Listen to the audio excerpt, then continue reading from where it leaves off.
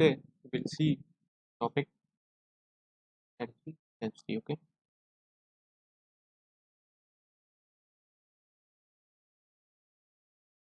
In the previous video, we have founded that energy is stored in a capacitor. Okay. We'll see energy density in the capacitor. Right.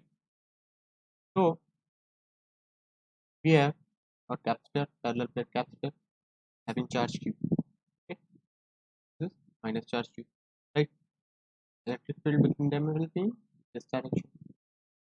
Right.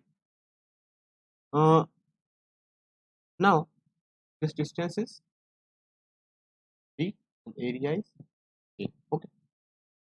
And this plate is actually grounded. Okay. Right. So we have our electric potential V will be E into D, right? And we know our capacitance, that is epsilon naught A by D, and we know our energy as 1 by 2 dV square. Okay. Now if you see that energy density U is actually defined as U upon volume. This you can write it as this energy density. Okay. U means energy per unit volume. Okay. And our volume is A into D, right? Area, cross sectional area into length, right? So putting values half CV square upon A into D, right? Now if you write the value of C and the value of V, okay, it will be 1 by 2 epsilon naught A by D, the value of C. V will be upon A into D, right? From here, if you see that will be 1 by 2 epsilon naught A by D into A into D to D square into D square. This D square will cancel out by D and D. This A will cancel out. It is 1 by 2 epsilon naught D square. E is your electric field. Energy density, that is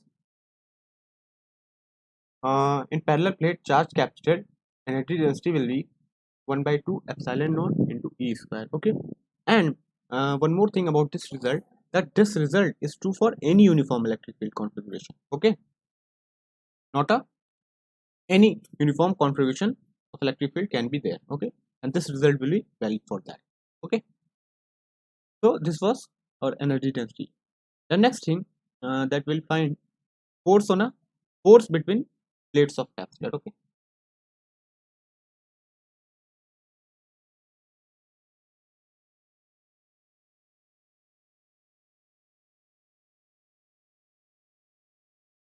Right.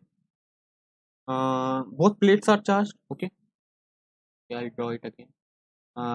We have our plate. This is charge, positive charge Q. This is a negative charge. Okay.